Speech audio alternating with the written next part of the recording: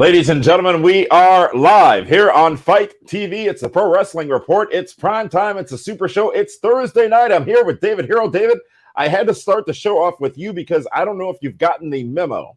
I don't know if you've heard the devastating news, but on a night where both of our presidential candidates will go head-to-head, not in a debate, but on opposing networks, Twitter is down. What?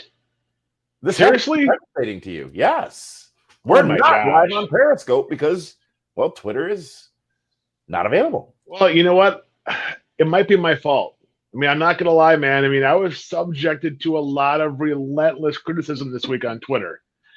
And I acted out of frustration, and I retweeted one of Drew Baydala's tweets. Who? And, Drew Baydala, Ticket Drew. And I got locked out of Twitter for like 17 and a half minutes. We need Shane. David has broken Twitter. Hold on. But then I realized I was right anyhow, so it was fine. Didn't matter.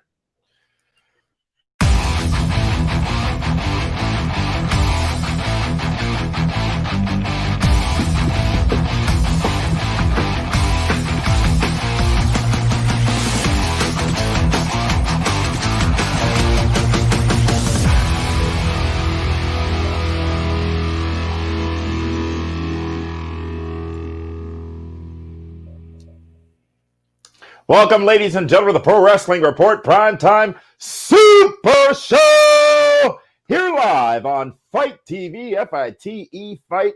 Damian Nelson coming to you here from the PWR studios and joined, of course, by our analysts. Our analyst and our superstar. That makes this the Super Show. Dave, you be the analyst. And that would be one David Octavius the Tiberius, the alleged backyard, one-time knockout, straight edge, hardcore, Hall of Famer hero, and also joined by the star of the show, the superstar, the Hurricane,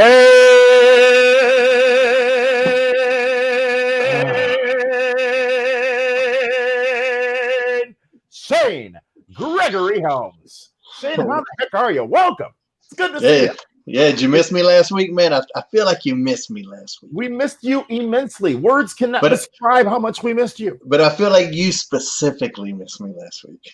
Well, of course I did. We're the two smartest men in the room right now, so of course. It's a very small room, if that's the case.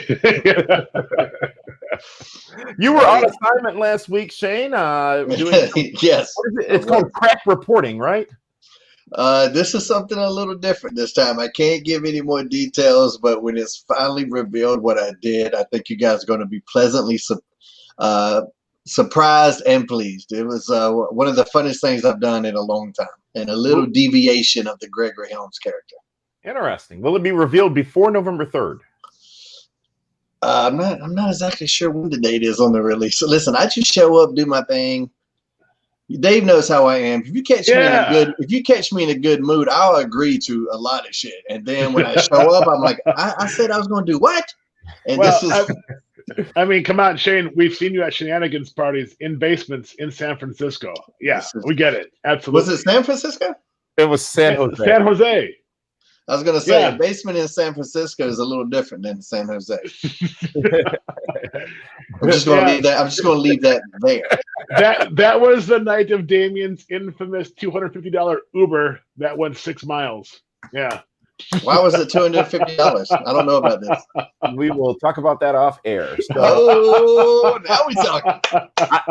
I was not in said Uber, by the way. So this is the Primetime Super Show. We are live on Fight TV. Want to apologize. Apparently, as we talked about earlier, Twitter having some problems this evening, so we are not live on Periscope. We are trying to stream there, but that is not happening. But it does not matter because we are indeed live on YouTube and Facebook. And we want to welcome everyone watching and remind you that you can join in on the conversation just simply by commenting on our video as they happen live on Facebook and, of course, on YouTube. David Hero, it's been a week since we've seen you, and that is not long enough. But how has your week been? You know what? It's been solid. I mean, I really can't complain too much. I mean, with the exception of, legit being kicked off Twitter for 17 and a half minutes earlier. But again, it wasn't my fault, Yeah. Today? I mean, I don't know why that happened, but it was really weird. Considering, I stay out of all the nonsense, but how did you even know? Did they send you a message? Yeah, it said that I was kicked off for 17 and a half minutes. Yeah. It said that my account's been shadow banned or some gimmick like that. Yeah. I've never been kicked off Twitter. Facebook one time took me off because it was a UFC fight was playing in the background at one of my parties. And this was years after that fight even happened. Some like third party gimmick got me like banned or not banned, but whatever. They shut my account down, and I had to get a social media expert, Sal. Shout out to Sal who checks out the show, to go in there and fix it.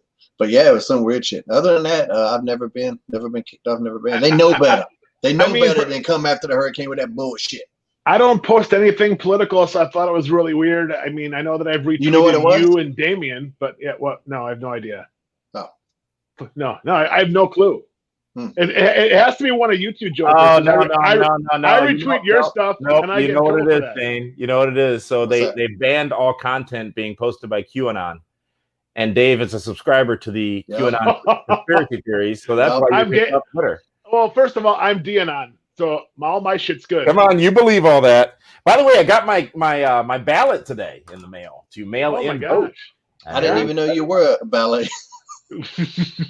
Oh, I danced. That was stupid. See, it's already got to me, young David. This is one of these nights. So how this show goes? There we go. It's up, Damien, you're gonna need to steer this ship because I'm in no control. Well, that would be different from normal weeks. Yeah, sure. I'll try that. Just to be different. On this show, folks, we talk about AEW, we talk about NXT, WWE, Impact Wrestling as well. And each week, we start with the show that you chose to watch in more quantities, if you will. The masses, if you will. The show that won the ratings is what I'm trying to get to. And that would be AEW Dynamite, again, with 826,000 viewers, up slightly over its prior week, actually up by almost 100,000 viewers. NXT, 651,000 viewers last week. Now we know, gentlemen, it was the 1-year anniversary show of AEW Dynamite on TNT. It was a stacked show for the first time on their air.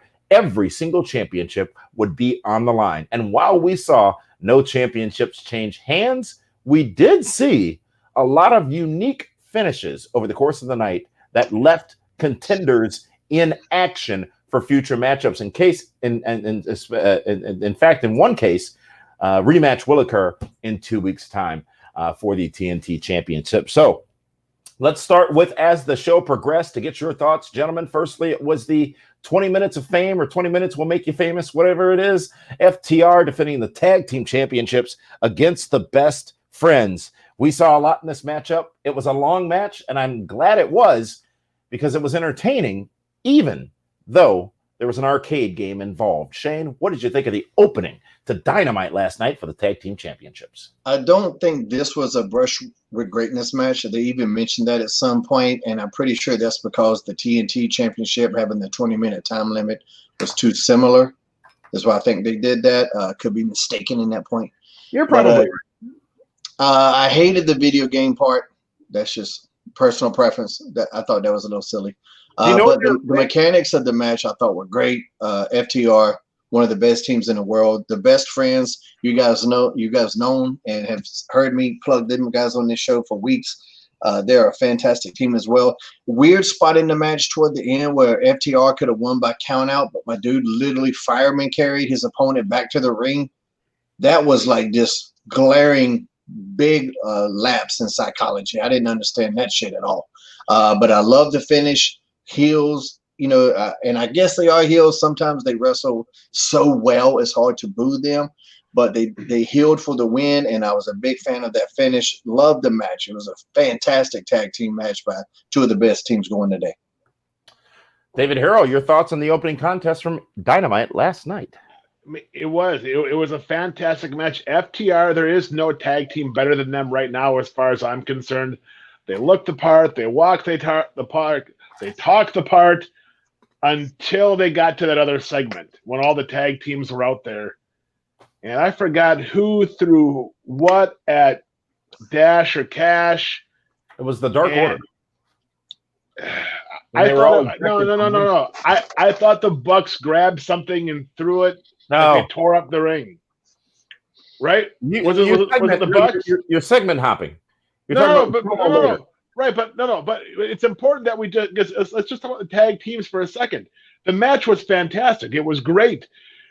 FTR came across as badasses, and then you go into that segment, and they just it was just weird seeing how good they've been, and then something like that comes along, and it's uneventful, and it ruins whatever build, charisma, heat they had going for them. For me. I will agree. I agree they weren't even needed in that segment. Why do they give a fuck? If they got 4 teams that are going to fight to be the number 1 contenders, let them people fight. I feel like FTR should have been off in the distance, being like, all right, whatever. Y'all do this amongst yourselves. We'll pick them bones later.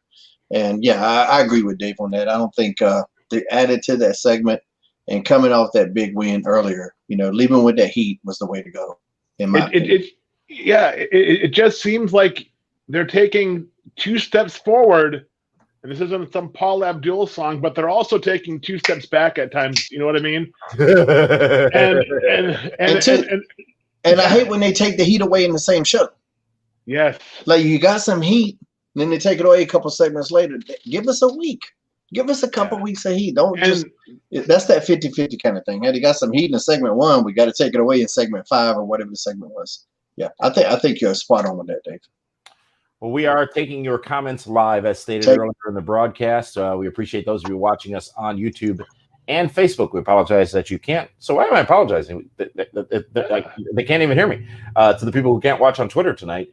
But Billy Flores, James Wheel, and YouTube user Gabe606 referenced the opening contest from Dynamite last night, says, and I quote, "I thought it was awesome. The only problem I had was the referee in the first match." A little more context there would help. Not sure exactly what you're talking about, but it was a good match, I think, to open the show. Like I said, it felt a little long. All the matches on AEW last night felt a little long, but I don't think that's a bad thing, actually.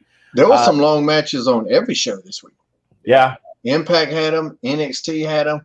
There was that Johnny Gargano Austin Theory match is still going on somewhere. So there were a lot of long. Yeah, there's a lot of long matches this week, which I'm fine with. But if I'm really into the story, I'm fine with. If I'm not into the story, I'm like, man, let's go ahead and wrap this up, guys. It's like, when you watch UFC and on the undercard, there's 2 guys, and you're waiting for the main card to start, but there's 2 undercard guys that are they got to fight to the death. Which sometimes you can really appreciate it, but sometimes you're like, come on, man, somebody just go to sleep and let me get to this main event.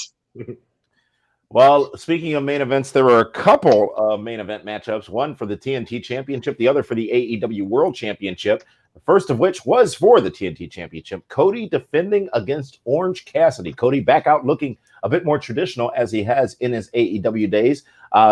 Blonde hair back, and as told by the commentators, Cody's looking larger, jacked, if you would say David Hero, but I either he's much larger or Orange Cassidy's much smaller. I can't figure it out. We'll get your thoughts. Probably on both. Yeah, both. We'll get your thoughts on that. But this was another long matchup. It ultimately saw an interesting finish in Orange Cassidy surviving and dang near picking up a 3 count over Cody, but only 2 seconds remained in the match. The elusive last second not there for Orange Cassidy to win. Orange Cassidy gets a title shot now in 2 weeks on November 7th against Halloween Havoc on NXT on AEW Dynamite. Orange Cassidy, in my opinion, held his own in that matchup. He did lock up, folks.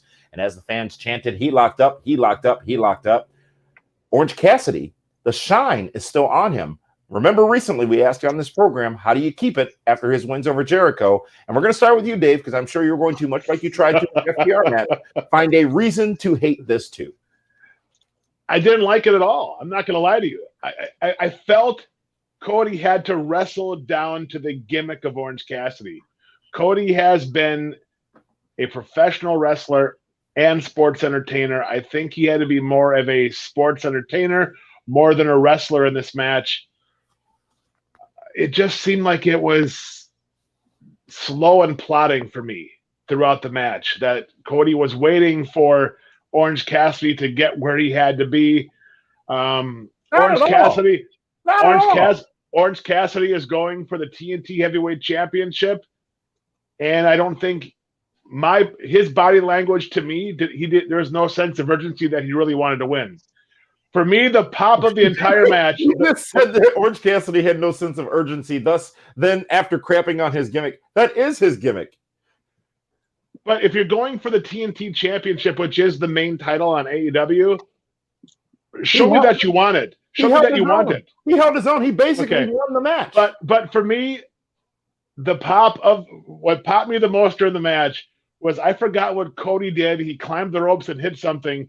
And Tony Schiavone goes, for a man of his size, he's very agile. I'm thinking, he's 215 pounds. What do you mean, a man of his size? Who's 215? Cody. He's got to be bigger than that. Dude, I'm 215. He's bigger than me. He's a sizer. I guess I'm tall. I guess I'm taller, but I don't know. He looks thick. He looks good. He looks great. He looks fantastic. I'm gonna disagree with you on Dave. And Dave texted me, asked me, was I watching last night? I was not. I was occupied. So I had to watch it today, and I loved it. So I'm gonna tell you why. Last week when Orange Cassidy came out to challenge Cody, for me, that was antithetical to Orange's gimmick.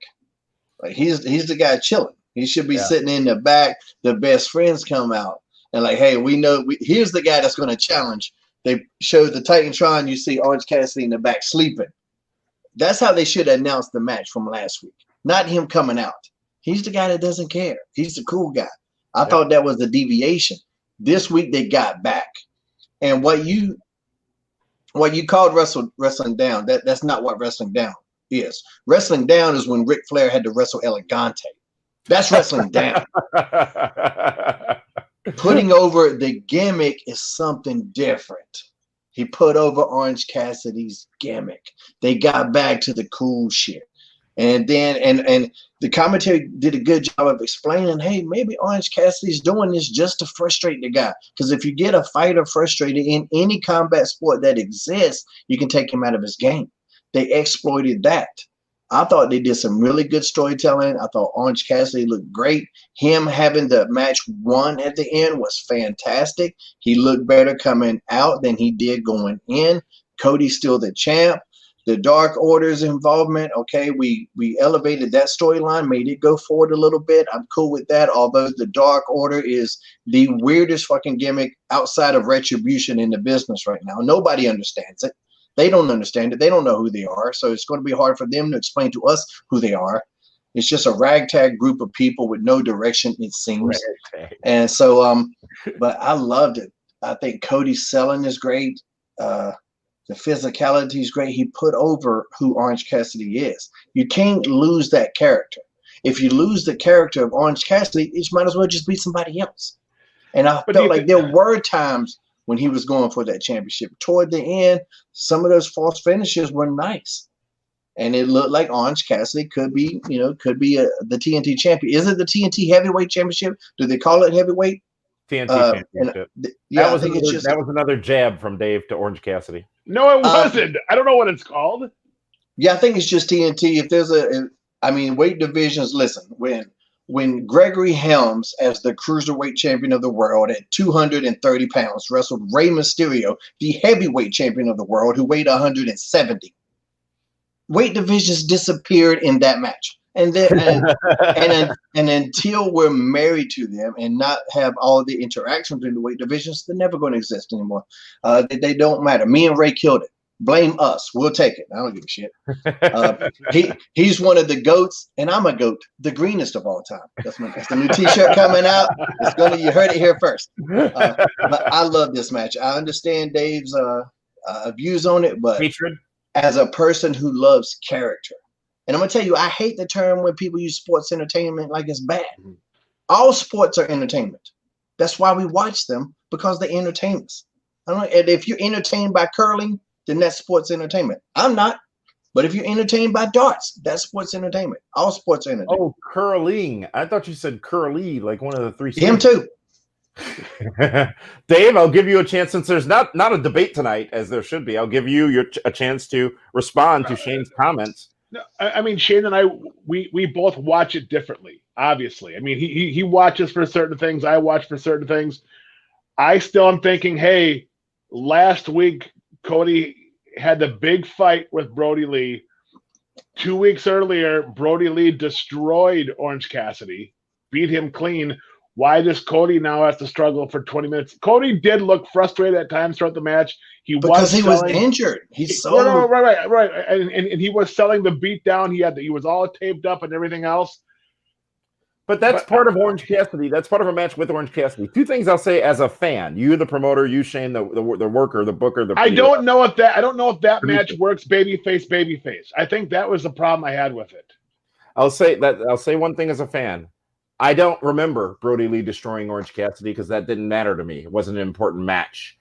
And to the point, I'm in the details. He destroyed Cody worse. That's true. Exactly. But yes. And then Cody sold in this match like he was hurt a lot. Like I remember there was a point in the match where he just did a regular suplex. He delivered the move.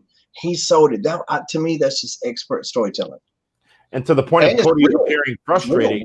And Go ahead, to the point of Cody appearing frustrated at times, isn't anybody frustrated in a match with Orange Cassidy because of his unorthodox style? Is that really any different, Dave? I just don't know if it works babyface versus babyface for me. I think that was my disconnect. Cody's not a white meat babyface. He's not that traditional babyface. He's not Dusty. Cody's not white. White meat, my butt. Right. Okay. I get you. I'm gonna let you slide on that one. The hair's white. but of all of the talents on AEW, he is by far the biggest babyface. Babyface, yes, in terms of people liking, but does he wrestle like when Steve Austin was a babyface? That's different than Ricky Morton as a babyface. Mm-hmm. You can have babyfaces. Ricky Morton was white meat. Damien, I'll explain this to you later. It'll take way too much. Ricky Steamboat was white meat. There's different. Cody is more that Steve Austin babyface. There's going to be layers here. I ain't just going to sit here and sell a bunch and then slap that mat baby and get that fired. This is getting wildfire Tommy Rich. That was white meat babyface. Cody's not that guy. Cody's got layers to him, like Austin did. So. And he wrestles differently. He didn't. I mean, at all times was he a babyface in that match? When he put Cassidy on that top rope and started working his leg, already injured leg, you ain't gonna see Ricky Morton do that. No. You ain't gonna see old school Bob Backlund do that. He's not your stereotypical white meat babyface. He's new school. So, what's the opposite or the other? If you're not a white meat baby face, is there another? There's not really a term for it, but you know what I'm saying. When Steve Austin was that baby face, the anti-hero, I guess would be the antithesis of the white meat baby face. The Punisher. Listen, man, my writing classes are paying off. Listen, it's hard. It's hard to dumb it down sometimes. But like the Punisher is a superhero. Is he really though? He just goes out and murders a bunch of people. That's different. Superman is a babyface, right? Yeah. Deadpool. Yeah. You want to use Deadpool? Okay, he's a babyface, but he's not necessarily the good guy. No, I'm agreeing with you. He's a tweener. So there you go. All right. So what we've established here is that there's white meat and dark meat. Dark meat, son. You eat chicken. Listen, that was just a white meat dog meat. Let me David Hero did not say that. What I meant to say was I was talking to you, Dave. See, you assume I was talking to Damien. That shows you. I would have had shawarma. Okay. Listen, I've had this conversation. Everybody that's not a vegan loves chicken. Fuck that shit. Fuck that stereotype. That's the worst stereotype that exists. Everybody loves chicken. I don't want to hear this. That's why everything tastes like chicken. Even frog legs. I know. Crazy. We've also established that Dave Hero still hates Orange Cassidy. No, I don't. No. Do not do that. I'm starting to agree with Damien because few and far between have you been complimentary to my man Orange Cassidy. I think he's a great talent. And since you love the orange guy in the White House, which we know you do secretly, it's weird that you don't like Orange Cassidy. Oh, it just got real. Do you think that That's why you got banned on Twitter. That's why you got banned on Twitter. that might be it. I don't know. I don't hate him. I just don't like him. No, I just don't get it. I don't get it. And that's fine. You don't have to get it. Mm-hmm. I don't get Justin Bieber. A lot of motherfuckers do. Baby. And sometimes you just gotta stop that. If I have a couple more of these, that shit might start working. I'll rub a nipple on this show and let you know. Oh my Lanta. All right, it was a good matchup.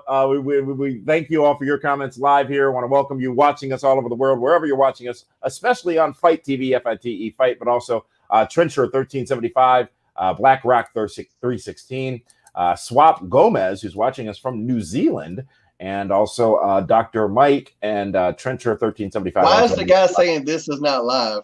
We're seeing his comment live. We're responding to it live. What the fuck is Dr. Mike talking about? Shane, everybody out there knows more than we know sitting here live in our respective places doing this show live for them. He did.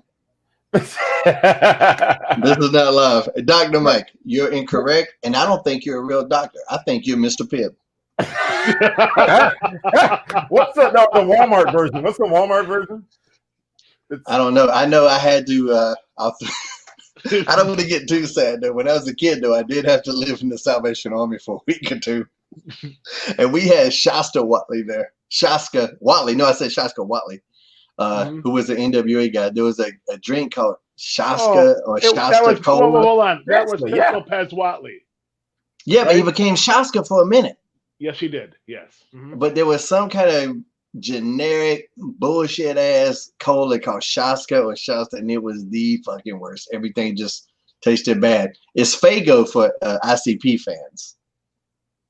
So if I ever acknowledge myself as a vet, it's not in the real military, it's in the Salvation Army. It's slightly different, but hey.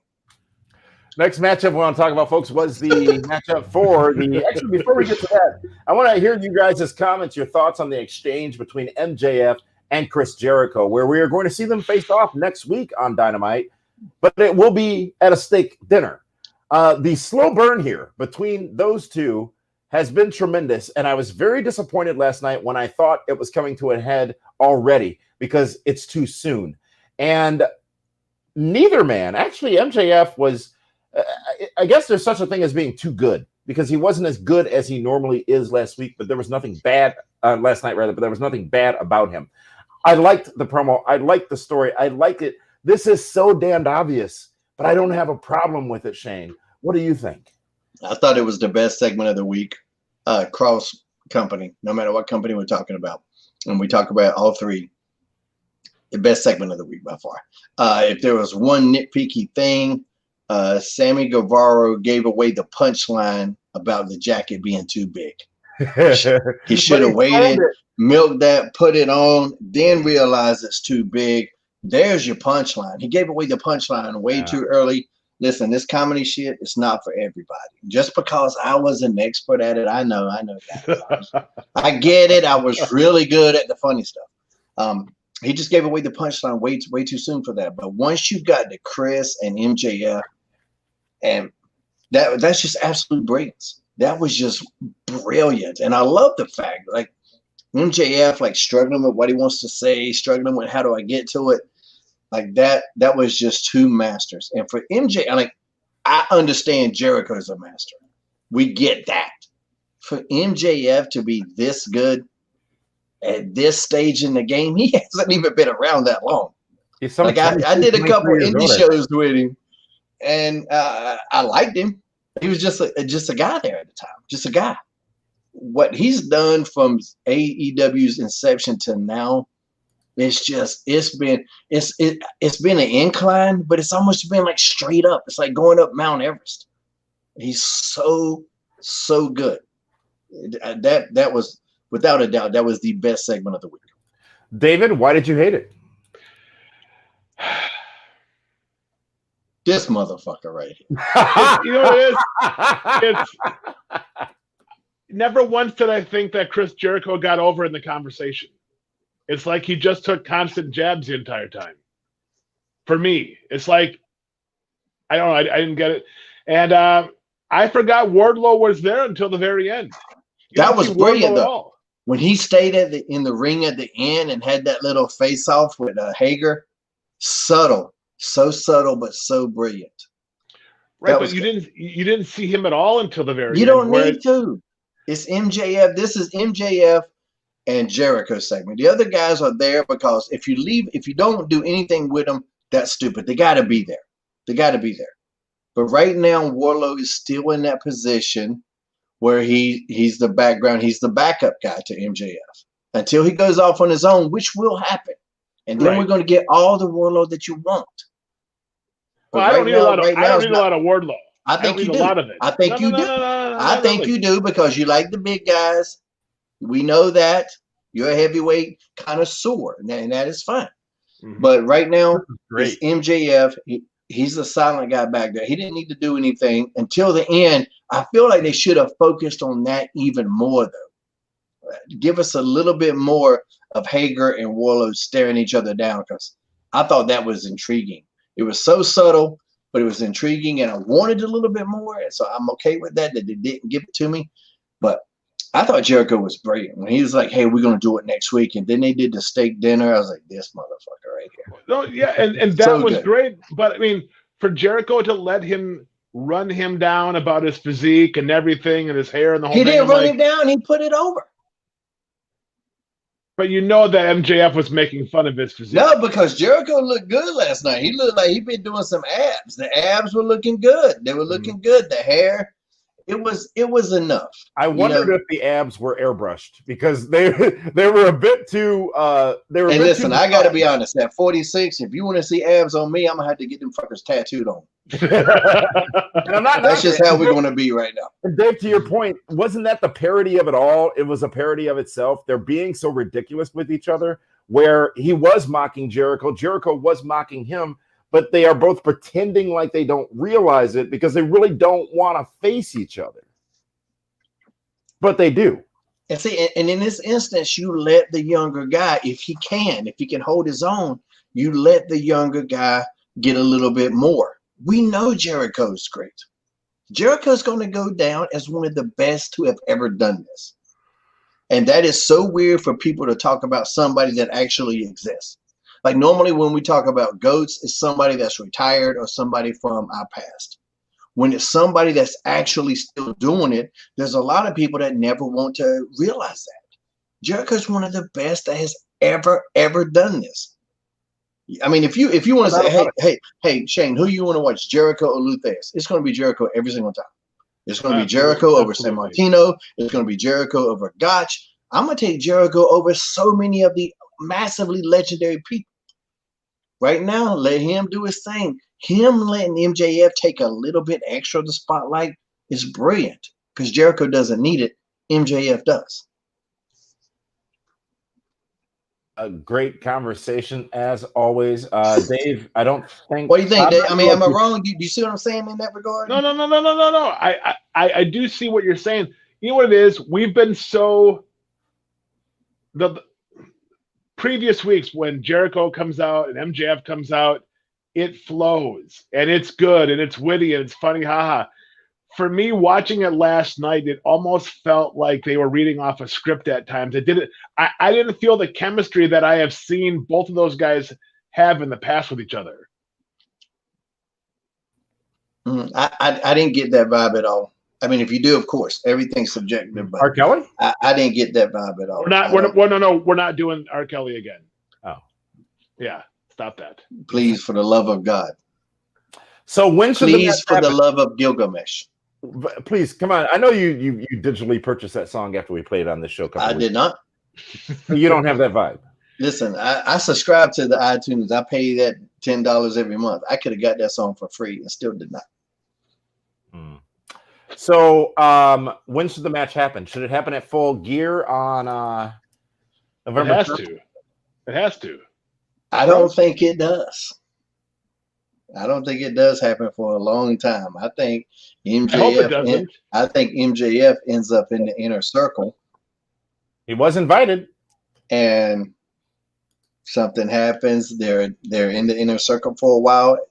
Then at some point, the match happens later. I don't think it happens right now. You could almost at Full Gear, whether it be joining Inner Circle or whatever, you could have it become obvious there, and then spend the next 2 months going into Revolution in February to build to the actual match, because you still need that part, right? Or they go to Double or Nothing with it, which is what they should do.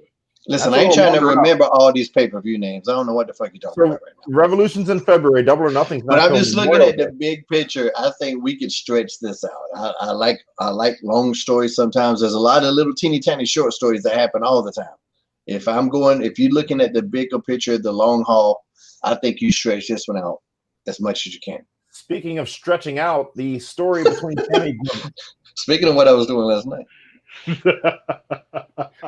The story between Sammy. Whoa, hold on a second. If that's the case, you had time to reply to my text. Now I'm a little creeped out by the whole thing. Hey, don't worry about it.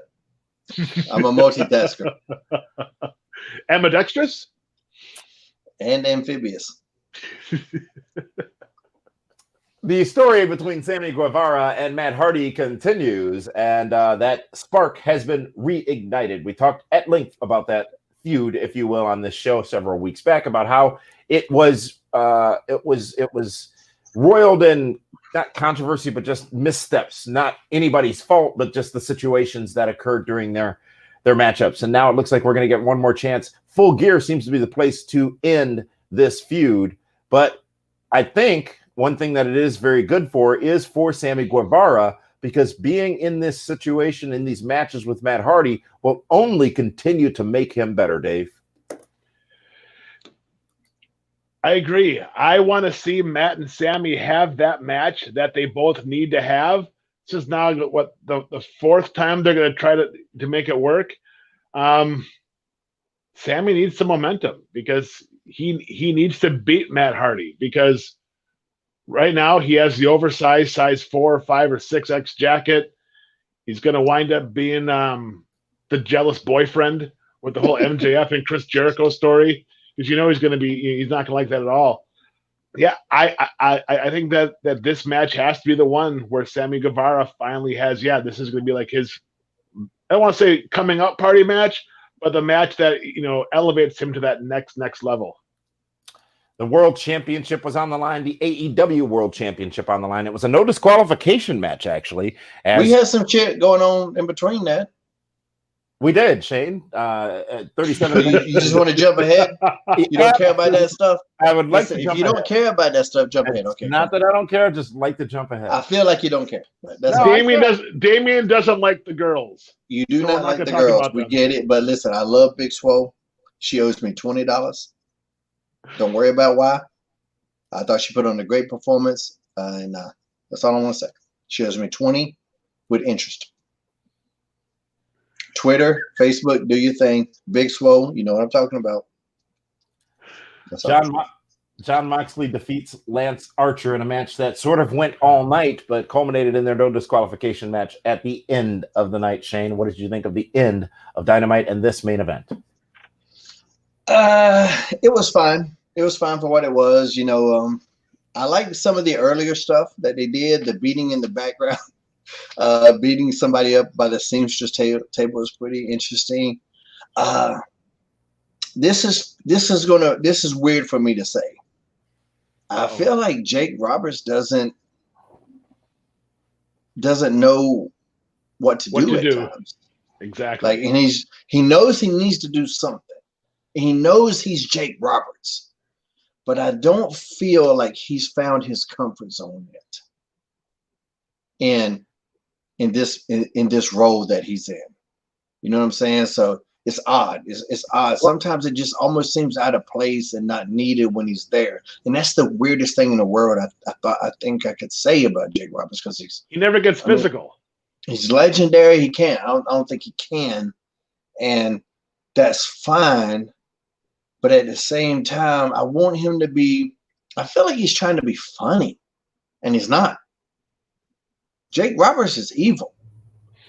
Jake Roberts is fucking Satan.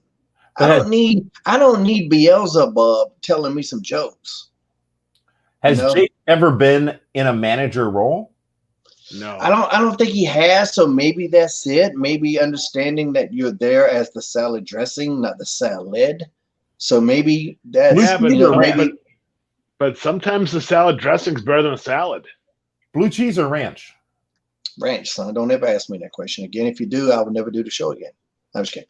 But You ranch, who the fuck eats blue cheese? What's wrong with you? Well, come on. You're like a communist. No wonder you support Trump. I put blue cheese. So anyway, well, he lived in China for 2.5 years. Come on. There you go. I don't even know what that means, but okay. It's certainly dirty, I'm sure. Remember, suspended from Twitter. But that's just such a weird thing. You know, like I said, I just don't think Jake has found a way to accentuate his strengths right now. Like, I feel like he needs to be the devil on the shoulder. But sometimes, like I say, he's trying to be funny. He's trying to be witty, you know, because he's been doing maybe that's because he's been doing his comedy thing on the side. And so he's trying to bring a little bit of that into AEW, but I don't think it's helping.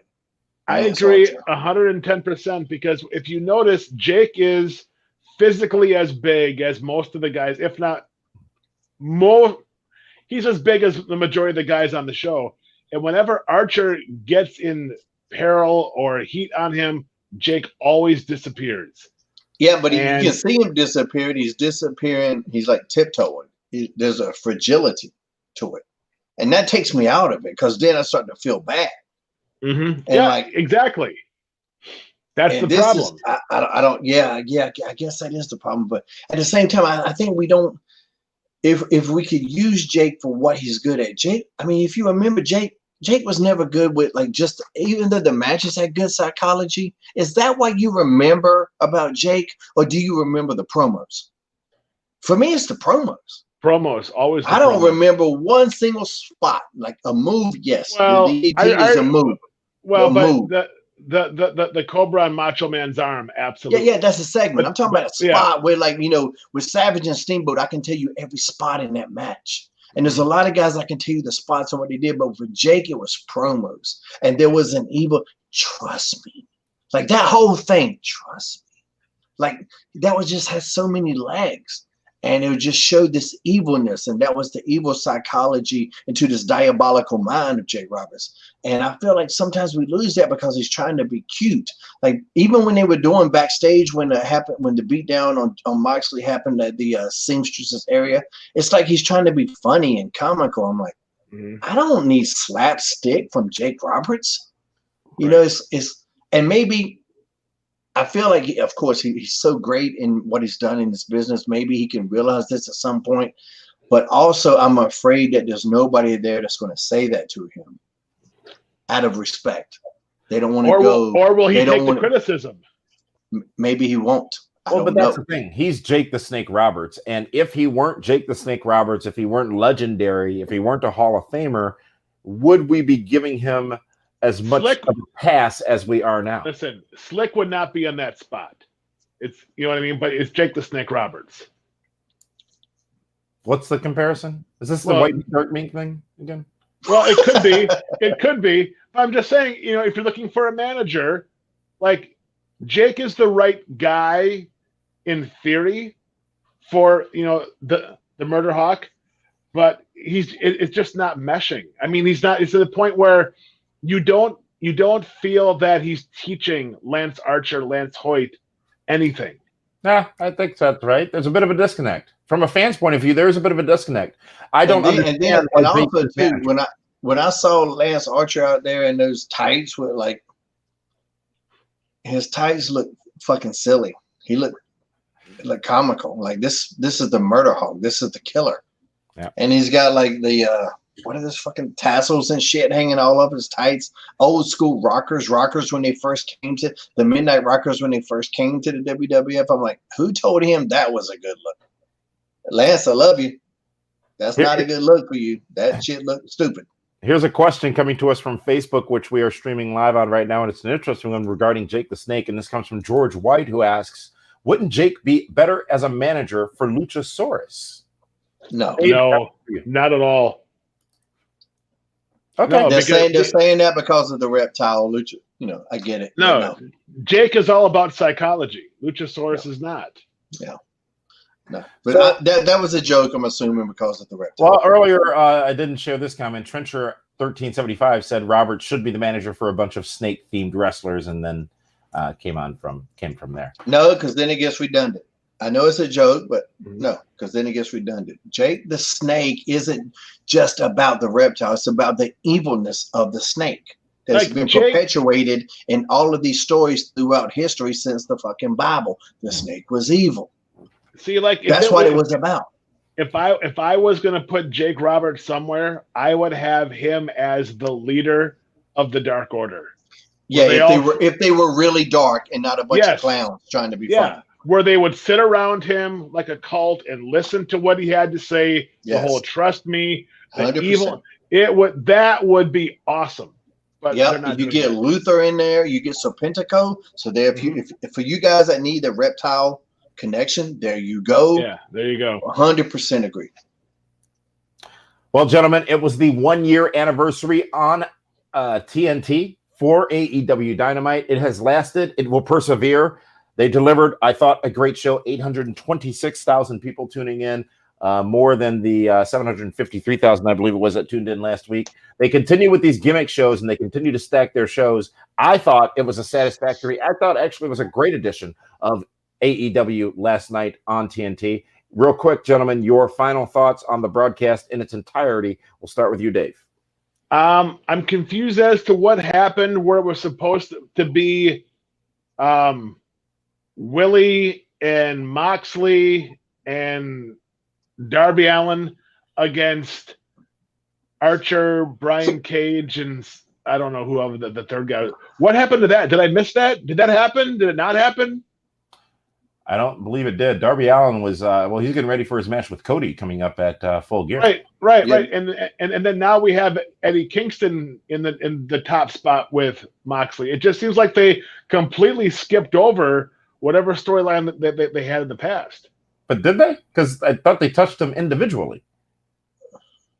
I don't know.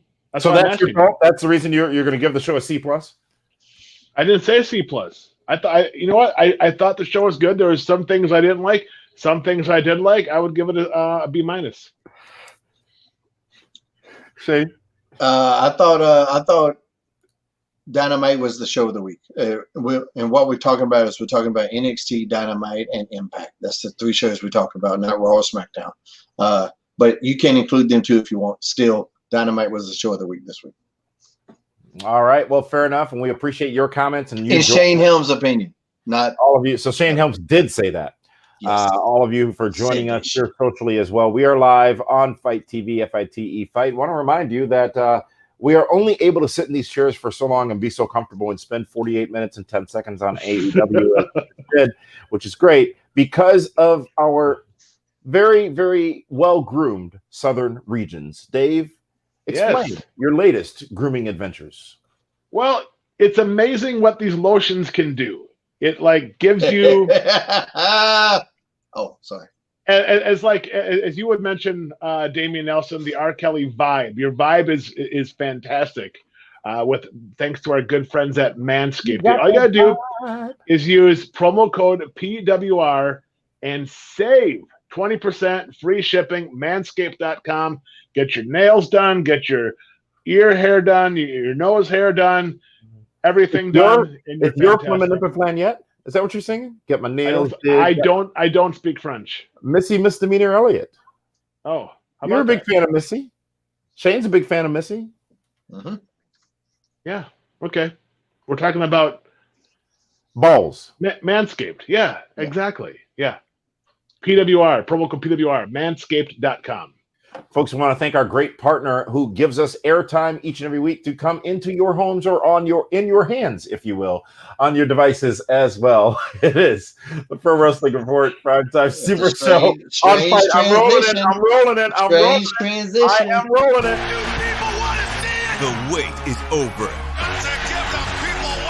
All Elite Wrestling is now available on AEW Plus.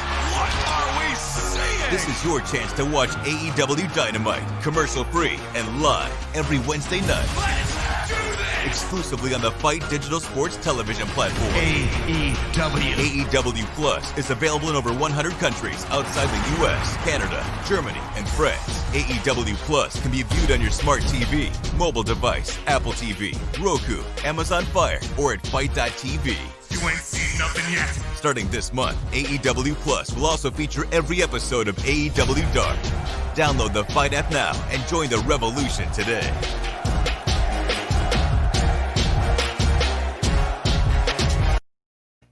Our tremendous broadcast partner, Fight TV, also the worldwide broadcast partner of AEW, All Elite Wrestling, where you can watch it worldwide outside the United States, Canada, and Germany as well.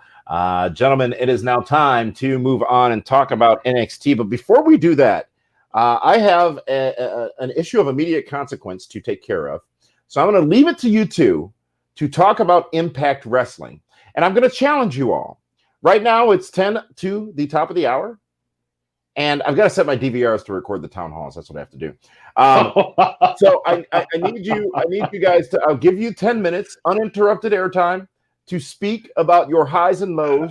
But I don't have the run sheet. I don't know. Do you, Shane? Can you do that? Honestly, this is what happens when we rely on Damian. He just leaves us. Okay. This is why I took over the show. Hold up. Wait a minute. Shane, you're the one who wanted to talk about Impact on this show. Yeah, because it's a wrestling show that exists in the industry. That's what we're doing. That's what we're doing. I'm simply saying I didn't want it. You know what? I'm going to give you to talk about Impact Wrestling one-on-one, head-to-head, face-to-face, toe-to-toe with the great one. But the great one's going to step away for 5 minutes. It was one-on-one with the great one. Toe-to-toe was with the superhero. I'm not good at that. All right. Go ahead and just leave. I'll be in the chat room. Listen, before we get into Impact, there is a comment from George White that says, wait a minute. You're totally taking my job. You thought I was wrong. You're going to start. Yeah, and I'm going to be better at it. So go ahead. Leave. You don't want to talk about this subject anyway. Women don't manscape is the question.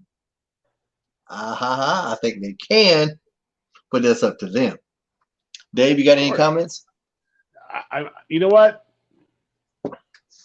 I'm pro-choice on that. Whatever they want to do. Valid answer, and kudos on that. So I guess we're going to talk about Impact and Damian's absence. I enjoyed Impact. I do want to say, though, if there's something from a creative standpoint that a bit of advice I would give to Impact is there's a lot of redundancies in their characters. They have too many people that are insane. Like if your world champion is the world-class maniac and he's the guy that's over the edge, he's the guy that's going nuts. You don't need to have 20 other characters on your show that are insane. And that was something that was just glaring this week. There was, like, if you look in the opening match, there was a 6-woman tag match. And the mechanics of the match were fine. It was a good match, decent match. But nobody in that match put over anybody else's character. When you got Jessica Havoc walking to the ring, and you're another female in that match, and you're not afraid of her, exactly. Yes. You're not putting over her character. You're burying it. Jessica is the Vader of that division, and people should respect that. Then you got Rosemary. People, they're just acting like she's just an ordinary girl too. No, Rosemary's not just an ordinary wrestler. You even have Susie. Yeah, but she wasn't in that particular match. But what I'm saying is that's now 3 girls that that you could easily talk about. Yeah, so like people in that character, I know they had Hogan and the Steel Girl. Is it Tasha? I'm so bad with these names. And they're trying to be funny and they're cool and all of that, and I get it. But at the same time, especially when you're that smaller character, you got to put over the other people's not only size, not only their presence, but their character. That's what storytelling is. If all you're doing is just, hey, I'm gonna act this way no matter who comes to the ring, then you don't get this. You don't get what we do. But you know what, though, Shane, and to that point, with the exception of when Brock Lesnar put over the size of Big Keith Lee at the Royal Rumble, we don't see a lot of that because everyone is not being taught. Exactly, because a lot of them wrestle the same style. When you have super heavyweights wrestling like the cruiserweights. Like the cruiserweight division doesn't mean nearly as much as it did when you were there on Nitro, because we didn't see all of those crazy spots you guys would do. Yeah. Now you see it in every match. So it's not nearly as special as it once was. So when everyone wrestles the same, it's kind of hard to put over that size. Without a doubt, it's a victim of its own success. That's why the X division makes no sense. Nobody even knows what that championship means anymore. I mean, when the Big Show threw a drop kick for the first time, that was huge. Yeah, and now you got guys, and now guys like Keith Lee are doing moonsaults. It is fine to do stuff like that here and there, and of course, the athleticism of the business should evolve. Some of that is situational. We can, it depends on who's doing it, what situation they're in. I'm not going to say no big guy should do anything ever, and that no little guy should do any power moves. I remember I just saw a clip recently. It was Dean Malenko and Phil Ultimo Dragon, and it was this like power slam with the spot, and everybody exploded just because of how well it was done. But just things need to be situational. Like Gregory Helms, when I saw Nunzio walk into the ring, like Nunzio actually is a fucking legit shooter. Like Nunzio, if I had to fight him, forget about who you think he is on TV. The person behind that character is a badass. But on TV, we know what his character was. So Gregory Helms was like, I ain't worried about this motherfucker. I got this. Mm-hmm. If I see The Undertaker walk into the ring, which is one of my favorite performances, I'm selling completely different. My reaction is different. And that's what's something like I wish somebody was in a position with the ladies in that opening a three-way tag on Impact could say, hey, acknowledge who these people are. Like if you don't put them over, who is? Because especially now where there's no audience. Right. If you're not putting them over, then there's nobody that's going to put them over. Right. Fantastic promo at the end with Eric Young and Scott D'Amore. I thought that was excellently done. Scott D'Amore, I never thought I would say this. So better than anybody on television this week. Twitter, I hope you retweet it. Facebook, I hope you say it. Scott D'Amore sold better than anybody on television this week. Insane. And then, like at the end, you got the thing with Moose and EC3 with his own narrative thing, which, like, at some point, I hope we figure out what this is, because I just keep hearing control your narrative, and I'm going, okay, I've heard that 97,000 times. I really don't care about it anymore. And now he's insane too. So just everybody's insane. And finally, when you see someone get punched in the head 10, 15, 20 times, they drew blood. I love that. Now that I loved. And also, I got to throw Madman Fulton and Big LG. Great match. Great big guy match. Kick each other's ass. Like two big guys should kick each other's ass. So I know I gave Impact Dynamite. I'm sorry, the edge in the show of the week, but Impact was just underneath it. Impact, there's a lot of things they're doing right. I just, from a character development standpoint, which that was my forte, was character. Mm-hmm. If 75% of your roster is insane, does that make anybody really stand out? Especially your world heavyweight champion, the world-class maniac. Like, they need to dial some of those people down a little bit. Well, and let's not forget, you still have Sami Callihan and Ken Shamrock that are a little off mentally as well. Yeah, it's just like that's everybody's go-to. Hey, I'm insane. Okay, what does that mean? That's Damien. He knows. What does that mean, Damien? What does it mean when you're insane? It means they're touched. I guess. So it starts young. No, Shane, you understand that term. You're Southern. Oh, she's touched. Oh, he's touched. Wait, do I have to explain? Yeah, I think you missed a transition there. That was no. Yeah, I get it. He's special, but if everybody is insane, then nobody is. Then if everybody's insane, then you're just normal. So they need to dial. I would like to see some regular wrestlers in Impact. It's like everybody's got an insane gimmick. How many people just have gear? Well, you know what, though? You know why? That's why FTR. This is something we don't mention. You know why they stand out so much as wrestlers? Because they're wearing wrestling gear. Yep, trunks and boots. Fucking imagine that. Yeah. Why does Randy Orton stand out so much as one of the best wrestlers in the world? Yeah. Wrestling. Well, you know what? You know what? Though Impact does have Rhino. Mhm. You know, he's the most normal one on the show right now. If you think about And it, that says a lot. Good story. Good story. There's a good Him thing and they Heath. did with that. And that Yeah. might have been actually the first match. Was that multi-man match? I forget the Yes, it order was. the order Yes. matches. But that Yeah. was really good. And I'm gonna tell you, when Heath got in that ring, and it was not that anybody was bad, but when Heath got in the ring with Brian Myers, I think you just saw the mechanics when they were together go up a little bit. And Heath looked like he was on fire. Is that the Dinner? bell, Damien? You Dinner. hungry? You guys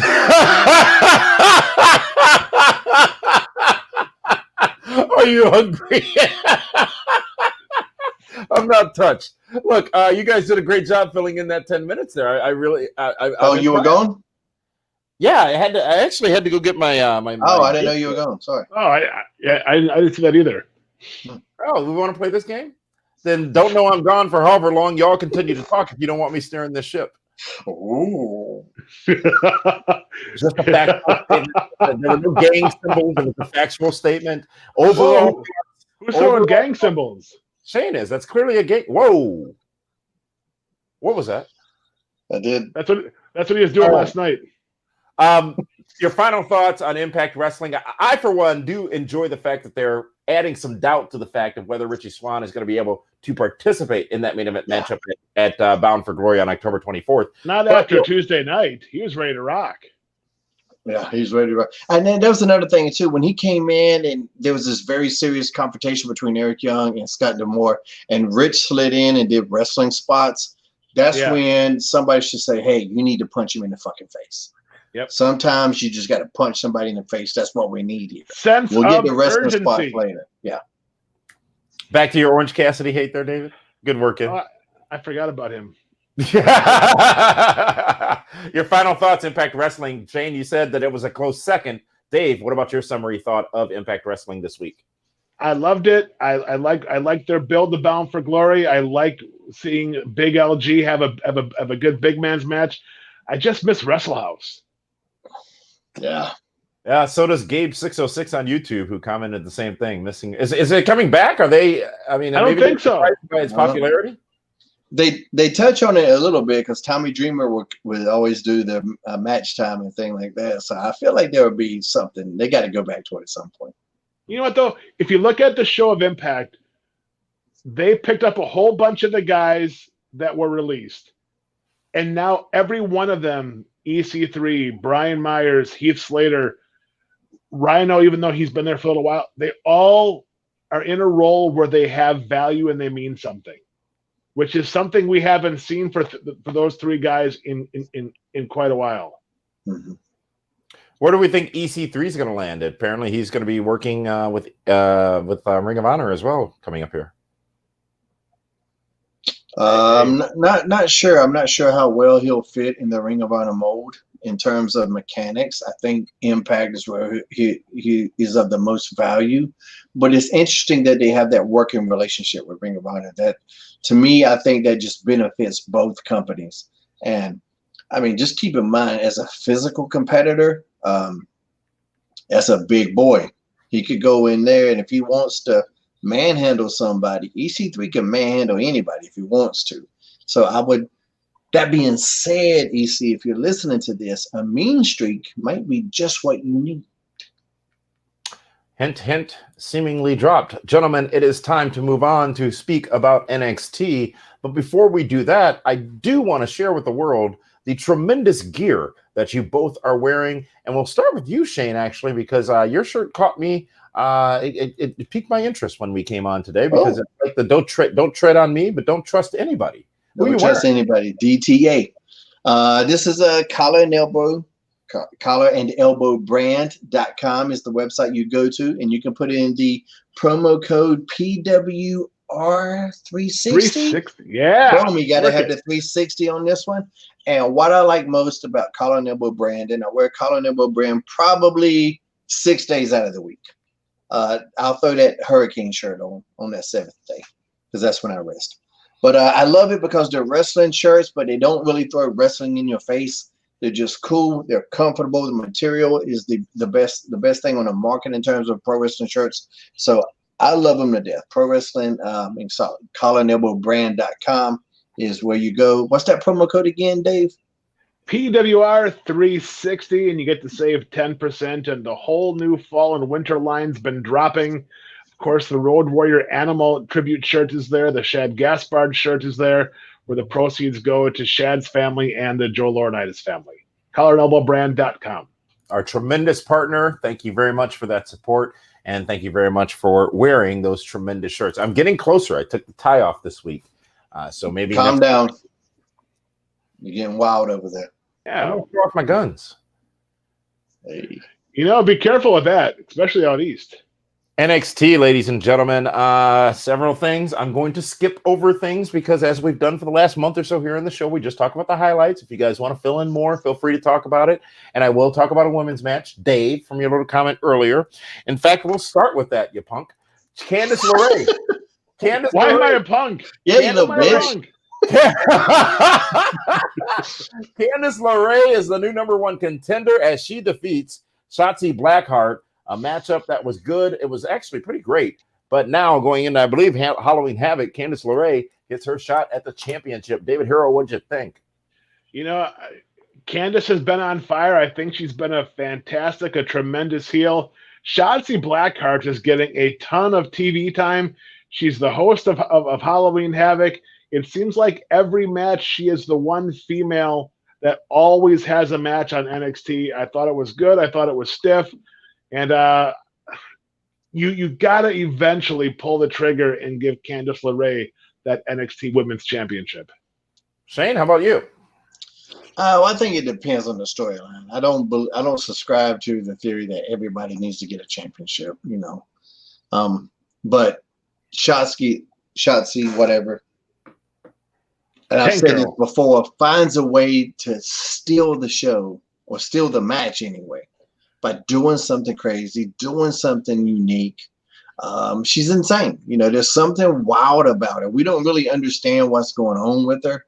But at the end, when they announced her as the host of Halloween Havoc, it was just like, oh, yeah, I get that. For whatever reason. Like, we really don't know her as a character. We've never really been inside her head, which that's probably a good thing. It's probably really scary in there.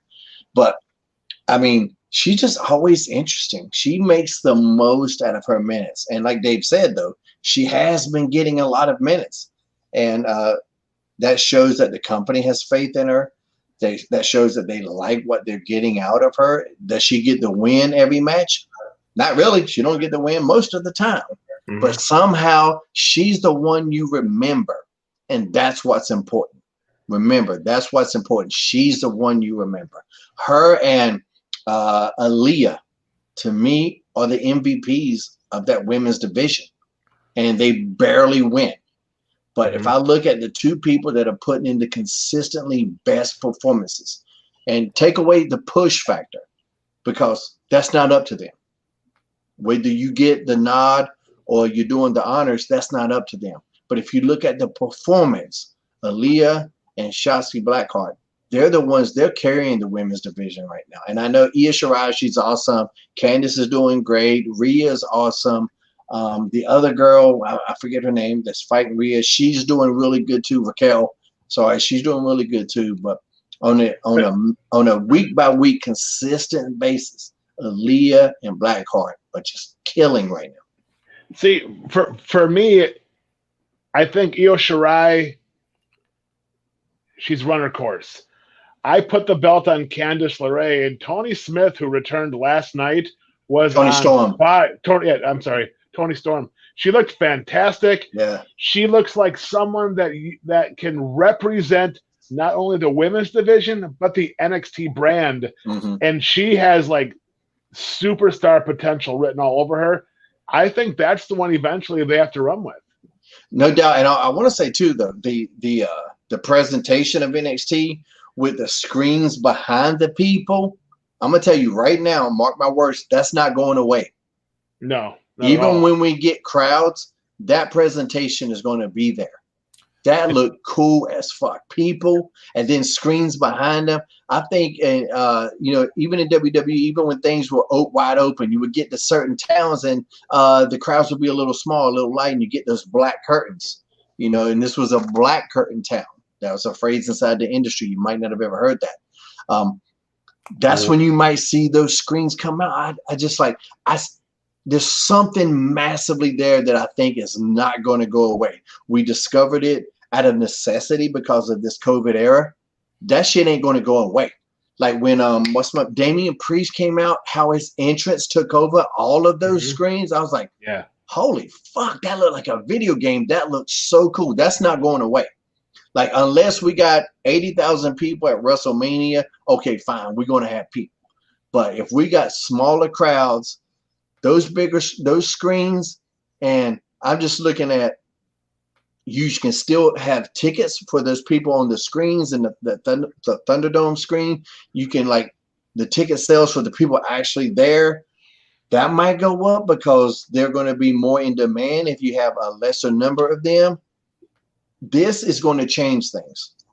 I don't know if that's good or bad right now, but this is going to change things. I can promise you that.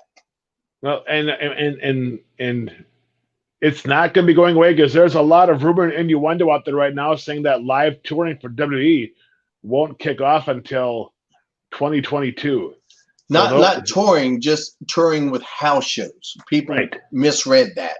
Yeah, you can still do Raw in a different town. SmackDown. Still do SmackDown in a different town, but live events attached to that weekend might be different. It's weird that people see shit and they just go, okay, they look for doom and gloom. That's not what that read. Remember, he's kicked off of Twitter, Shane, QAnon. Yeah, so you don't even know. No, that's like Hubert was your favorite video game. It's Davanon, first of all. It's Davanon. And what I'm saying is for me, I don't consider TVs to be live events. I consider those to be TVs. But yeah, to a degree, I understand that live events generally are non-televised events. But there's a live crowd at TVs. It's definitely a live event. But no, I agree. What I'm saying is, but those are called TVs. If those, I know, I did quite a few of them. I'm saying those screens aren't going away. I think the game has changed because of this. And if I'm a fan, if I can be on that big screen, man, that's cool as shit. That's almost as good as being there. It might even be better. Because if I'm there, I got to deal with these assholes beside me. I got to go wait in line to go to the bathroom. I don't got to wait in line at home. I don't got to wait in line at home to go get some food. Just have the bucket right in front of you. Yeah, a big bucket of chicken, white meat and dark meat. I prefer the white meat. That's just how I roll. This is the game changer, and I'm maybe not even only for our industry, maybe for all entertainment industries. It's interesting, Shane. I was watching CBS this morning actually today because I've given up CNN. I've given up CNN because I just can't. Why do you watch the news? Nothing good happens. I'd like to be informed, and then I decide. At this point, why? I've given up. I've given up hope. The Drew Barrymore show came on afterwards. What? Sometimes when you're watching something and it rolled over, and it came on afterwards. She comes out and she's talking to her virtual screen of people. How did she get a show? I didn't know she had a show. I didn't either. And also, what? Yeah, she got a show, and she has a screen. And I agree with you, Shane. I think it's the future. Think about whoa. What was the topic? 50 First Dates? So they do a monologue, as you know, on these kinds of shows, and I did not last 2 minutes into it. I was done. She did the monologue. She cutting jokes like Cody. Oh yeah. She started hugging a big pumpkin that was on the studio set floor, and I tuned out. Hey, pumpkins matter. Stop it. We love pumpkins. Johnny Gargano gets a win over Austin Theory. Some are saying, and I might agree, this may have been Austin Theory's best showing in NXT so far. It was definitely the longest showing. But again, it's another showing of him not winning. It doesn't matter. I don't think that matters. I think keep in mind, Tommy Dreamer lost every match in ECW for 3 fucking years. but that's Tommy Dreamer. Confined. Yeah, but at the time he wasn't Tommy Dreamer. You didn't know that until it was over. Who was he before that? Okay. There's potential with Austin Theory. Massive potential. I still think he could be the Luger in the Undisputed Era. If they ever boot somebody out, he could be the Luger there. Mm-hmm. What is it's weird that he's constant, huh? What is Lex Luger? Lex Luger. You bring in the young guy. You kick out a member of the group, and you bring in the young guy. And like when Luger joined the Horsemen, you're referring to? Yes. Not when he slammed Yokozuna. There's something there. There's definitely something there. I mean, this match the guy looks the part. He does. He looks the part. He's super talented. He's got a great look. And he's young. I don't mind young guys losing. It happens. Did you not see Paulo Costa get fucked up by Israel on UFC? Embarrassed and then humped after he got stopped? Listen, he got humped after he got stopped. That's a burial. Austin Theory still look good. This guy, what is he, 23 years old, looking like that? Mm-hmm. This dude's pretty. Looks like I almost want to hate the motherfucker, to be honest. But I did choke slam him one time. So I like him because of that. But there's such an upside to this guy. If he's winning all the time right now, then what do we do with him in the future? Build. Younger guys are supposed to lose. I feel like Mike Tyson just changed everything because he came in, went on this undefeated streak, and now everybody wants to be Mike Tyson. Most people are not Mike Tyson. But even if you were, what happened at Mike Tyson at the end? Then he just gets fucked up all the time. And now he's going to fight Roy Jones Jr. Maybe. Who knows? Dave Gargano defeats Austin Theory. Your thoughts? I liked it, but I was shocked. Again, I was shocked. I mean, you had to believe Gargano was going to go over because the match with him and Damian Priest is obviously where they're going. But for me, again, with Austin Theory, he's in there with everybody. I mean, he's working heels, but he is a heel. For me, it's just very strange booking how they're using him. I'm sure 6 months from now, it's all going to make sense. But I was like, man, right now he's in a program with Johnny Gargano, then he's with the Undisputed Era, and then who knows where he's going to wind up next. Another match you want to talk about from? I'm hoping it'll make sense 6 months from now. I'm not sure though, but I'm hoping. Another match I want to talk about from NXT was the main event. Actually, was Damian Priest retaining over Dexter Loomis. Actually, before we get to that, I want to get your guys' opinion. So we saw William Regal, I think, address the situation with Finn Balor, and that was weird. That was weird. Also, the championship will not be stripped off of Balor due to his broken jaw, which apparently looks to be 4 to 6 weeks. He may be out of action. 30-day rule's been gone for a very long time from professional wrestling championship defenses. But is this the right way? And Dave, this is where you can make the valid point that when Finn Balor wins a championship and gets injured subsequent. Again, I think that's why I was kicked off Twitter. Then I realized I was right again also. But was this the right way to play it? Was it handled properly? Should Finn Balor still be NXT champion? I think so. Because otherwise, now it's hot potato. You go from Keith Lee to Karrion Kross to Finn Balor. It's like nobody can defend that title more than once before they get hurt. So, just slow it down. I think everyone understands, like Shane has said many times, it's the COVID cock block era and weird things are happening. So let it be. Wait 4 weeks. Who cares? Do not do another tournament. Don't do a battle royal because all you're doing now is cheapening the title. Shane? 100% agree. And listen, we get hurt. We get hurt all the time. For the last 15, when wrestling too is a victim of its own success. When wrestling hit that boom era and became pop culture icons, we had to put on all these shows, and we stopped really acknowledging how much we get hurt. I don't understand that at all. I don't think there's any benefit to that. Dude got hurt in a match, all right? Because he can't defend it in 30 days. No other combat sport does that anyway.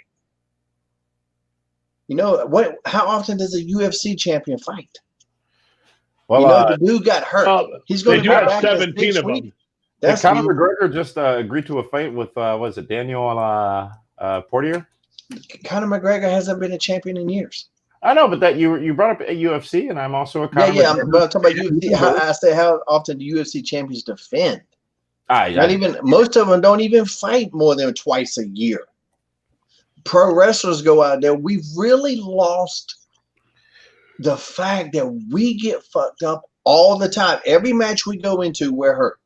Like unless you're Austin Theory and 23 years old. Once you get into that 30-year-old age bracket, every single time you walk to that ring, something hurts.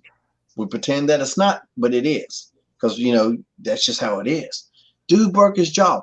Fine. He's going to be back in 6-7 weeks. Cool. Stop stripping everybody every single time they get hurt. There's enough champions out there that we can focus on some other storylines and some other champions out there. We skipped over the my favorite match in NXT. Also, my favorite match of the week happened in NXT, and that was Drake Maverick, Killian Dane, in that tag team match. Imperium. Characterization in that match was absolutely brilliant. So well done. That was the best elevation of the week. And I had to get on the phone with Spud as soon as I saw it to let him know that, hey, this was the match of the week for me.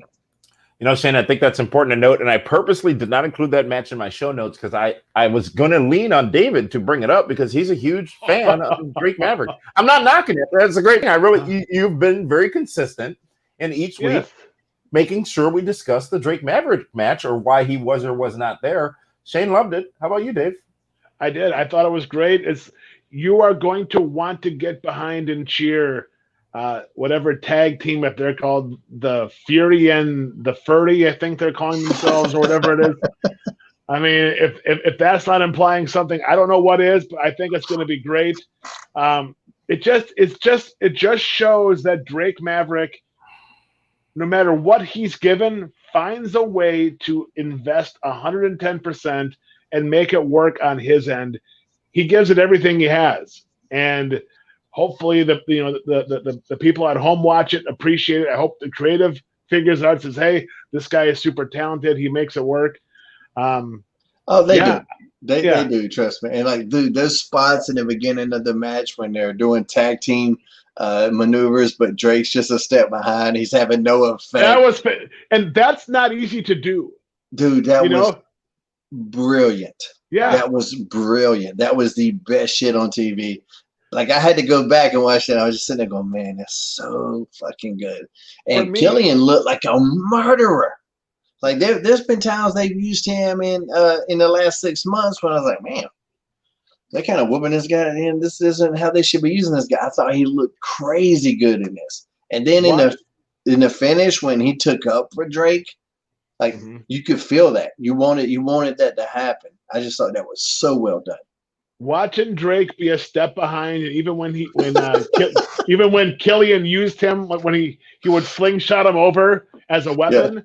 Yeah, he hip tossed him over. Yeah. And then they shot him to the rope and they did a double elbow and over shoulder tackle or something, but Drake wasn't even there in time and Killian just did it himself. It was just fucking brilliant. That was so good. It reminded me when Abyss was Joseph Park and you saw a guy that wore a mask most of his career with just extreme facial. Oh yeah, when the Joseph Park gimmick that was a ripoff of the Gregory Helms gimmick, reporter gimmick. Yeah, I remember that.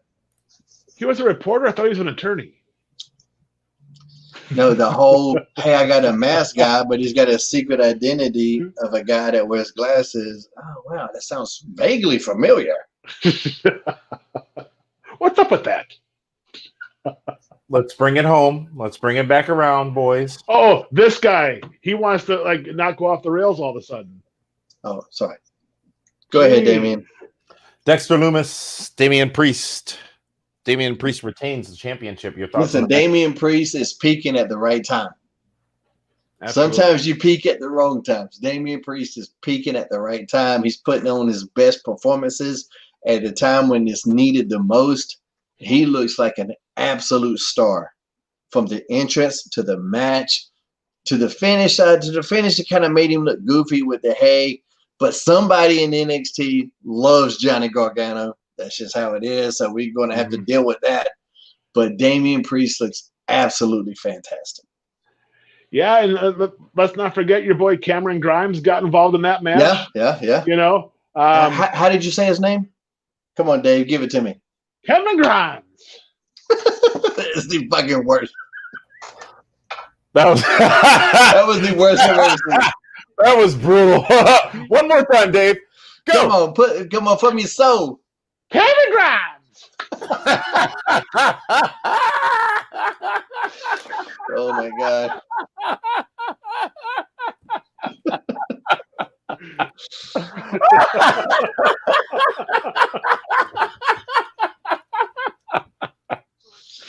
Yep, that happened, ladies and gentlemen.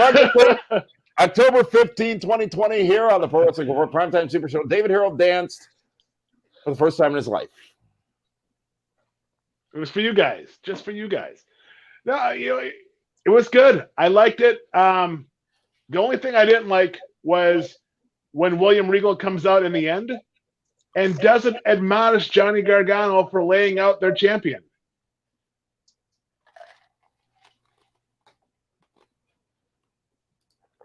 Okay. Yeah. Well, you didn't think that was weird? I didn't think about it until you said it. So their North American champion is laid out on the ramp. William Regal, the commissioner of NXT, walks out. Did he step over him? Yeah. And he just stands there and he goes, "Oh, well, you can fight him at Halloween Havoc." Doesn't bother to check on his champ. He already has one out with a broken jaw. Why wouldn't he want to make sure this one's not okay? Yeah, I guess well, that's on me for missing that. I guess now that you say it, yes, very, very true. But I like the way they ended it. I wish that Regal would have introduced Blackheart instead of going, "Here's our host of Halloween Havoc," because when she came out, I thought she was going to introduce the host. And it was going to be like Mick Foley as Mankind or something. I really did. But then I realized it's her. I go, oh, okay. And then I accepted it because of how unique her character is. But I get what you're saying. Well, gentlemen, that was NXT. It was the Wednesday night edition, 651,000 viewers up over last week. Actually, as we talk about the demo god, and what was it that MJF tried to call himself on Dynamite? The ratings ruler. The ratings ruler, and I thought they played that very, very well by the non-reaction from the audience. But be that as it may, think about Rick the Ruler. Rick the Ruler. Rick the Ruler. Do you know anything about him? Should I? Motherfucker, I didn't ask you because you shouldn't. Yes, you should. I've never heard of Slick Rick the Ruler. I've heard of Peter. I've never heard of Rick the Ruler. No. Slick Rick, children's story. Slick Rick, the rapper, did children's stories? Yeah, the Ruler. His most popular song was Children's Story. He was Slick Rick the Ruler. You could play a Slick Rick song right now, and I couldn't confirm for you that it was Slick Rick. This is what I'm talking about, white meat. This is another definition of white meat right here. But I ain't gonna go into it. But y'all don't know though. Y'all don't know. Fat meat is greasy. Tell you that. Your overall thoughts, Shane. Well, let's start with you, Dave. Your overall thought, Dave, on NXT from USA Network last night. You know, whenever you get to see the suit man Robert Stone, you know it's going to be a good show. I just wish he would get beat up by a tank again. They're building towards Halloween Havoc. I thought it was good. Some of the stuff, again, for me, I don't understand what they're doing with Austin Theory. I don't understand why Sam Shaw, Dexter Loomis is all of a sudden in a North American title match. Some things just don't make sense, but I guess in the next couple of weeks it'll all be figured out then. I'm looking forward to seeing what happens with Undisputed Era going into a program with Breezango. I think that's going to be some good stuff. Shane, how about you? Your thoughts overall on NXT from last night? Yeah, there's nothing I super hated whatsoever. There's a lot I liked. I will continue that Aaliyah is my favorite in the women's division. She's such a standout in that division. I love what Damian Priest is doing. There's so much potential still there. And sometimes it's weird. Like when I was watching the Undisputed Era and they're talking about them as veterans, I'm like, what does a veteran in NXT really mean? That you haven't moved on to Raw or SmackDown? It's a weird position to be in when you're a veteran of NXT. But I think that's just that. I think that's always going to be a conversation. But for me, it is something that popped into my head this week. But I think NXT, along with Dynamite and Impact, I think as wrestling fans, we were treated to 3 great shows, and I enjoyed watching all 3 of them.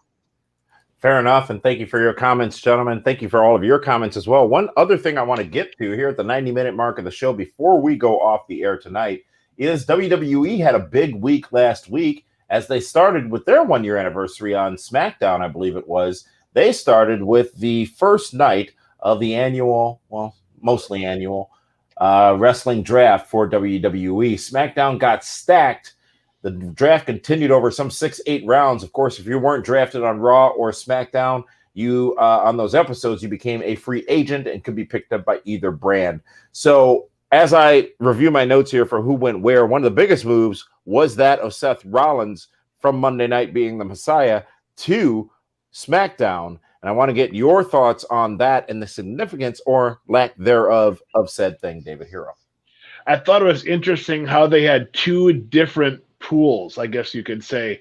You had a certain pool that could only be drafted on Friday night of talent, and then a certain pool of talent that could only be drafted on Monday night, which is a safe way of making sure that guys like Randy Orton, Drew McIntyre, Roman Reigns, and Seth Rollins are really your 4 top draft picks and not dropping the same way, let's say, the Street Profits who fell to the 7th round. It was a way of protecting their bigger stars.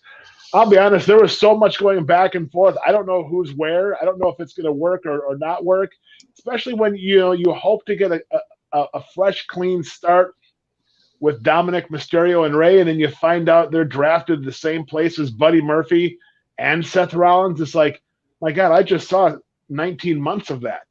I'm hoping that they don't go back into that program right away.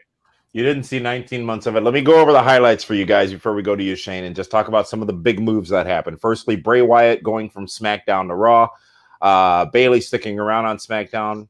The Street Profits sticking around on Raw. Braun Strowman moving to Raw. Matt Riddell moving to Raw. I think that's pretty significant, actually. Kevin Owens moving to SmackDown. Jeff Hardy. Well, you know why that's significant? Are we going to call him Riddell from now on? Yeah. Riddle. It's significant because Seth Rollins says he doesn't want to work with him. Obviously, there's a ton of heat there. He did say that on a recent interview. Alexa Bliss moves to Raw. Elias moves to Raw. Lacey Evans moving to Raw. Sheamus is moving to Raw. Nikki Cross going to Raw. Dolph Ziggler and Robbie Roode going over to SmackDown. R-Truth, thank God, staying on Raw. And by the way, I'm not sure there's a more entertainer right now than R-Truth in the entertainment business. Apollo Crews, David Hero, your guy, moving over to SmackDown. Titus O'Neil, this is very important. Titus O'Neil staying on Raw.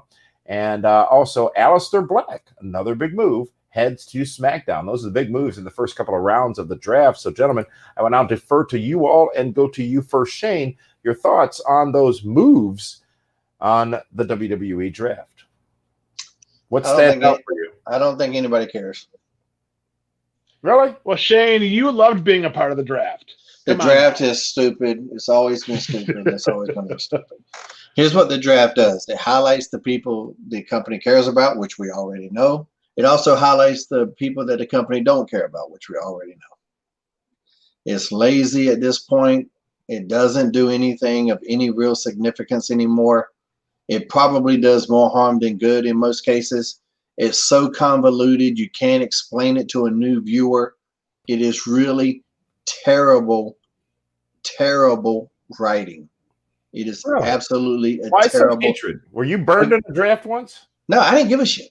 I didn't give a fuck where I went. Listen, I'm gonna go out there and do my thing no matter where I'm at. But when you explain, no, half the time we didn't. But there was a time when I remember saying this one time backstage. I said, I don't care what show I'm on as long as it's on Tuesday. And that was a big pop amongst everybody because there was a time when Raw was so political, a lot of guys just wanted to be on SmackDown. But if you just have to over-explain things to a new viewer, that's not good writing. It's just not. And I don't care how you dress it up. It's not. It's convoluted. The tag team champions switching the titles, the dumbest fucking thing. I don't know how you can devalue those titles any more than they already are, but that did it. And then I see the company trying to justify it. I'm like, you got to be fucking kidding me. Well, let me ask you guys. Got to be kidding me. To that point, Shane, the NFL draft, NHL draft, any other sports drafts, are those not all convoluted with a ton of rules as well? No, you know they're going from fucking college to the pros. It's easy. Okay. That's what those are. There is nothing else you need to know about those drafts. Yeah, they're going from the college to the pros. This, you don't even know what the fuck it even means. So one of the then they can come right back. Nobody goes from the pros back to fucking college, do they? Does that ever happen? They go to the CFL. We're not talking about the CFL. I just said from the pros to college. Now, Strowman's on Raw. There's wild cards that happen. This fucking thing happens. This other thing happens. Nobody gives a fuck. Seth Rollins was drafted to SmackDown, and he's on Raw Monday night. Yeah. It's so convoluted and stupid. It's just out of control. But then, like, I understand we got to shake things up a little bit because you can't have just the same matches all the time. So I understand why a shakeup needs to happen. But we got to find something better. We got to find something fucking better. That's easily to explain. You can never ignore the fact that you're having new viewers. If I'm going to turn on this show and I don't know what the fuck is going on, you know what I'm going to do? I'm going to turn it the fuck off. Do you know what was easy to explain? And that's what people do. You know what's easy to explain? Was Mustafa Ali on Raw explaining why he joined Retribution. If I had a noose in my fucking house, I would be dangling from that motherfucker right now. Ladies and gentlemen, I'm going to take over the airwaves here, and we would like to apologize to anyone who may have been offended by that, who may have had a noose, including in NASCAR, who may have been offended by that. What I do want to say, though, is we did have big news out of the draft, and that was the separation, the breakup, if you will, of the New Day. They no longer. Whoa! Pump the brakes. That is nowhere near the biggest story of the draft. Lars Sullivan showing up is the biggest story coming out of that draft. Here we go, ladies and gentlemen. More hate. Talk about a comeback. I couldn't believe it. You know what I mean? It's just like...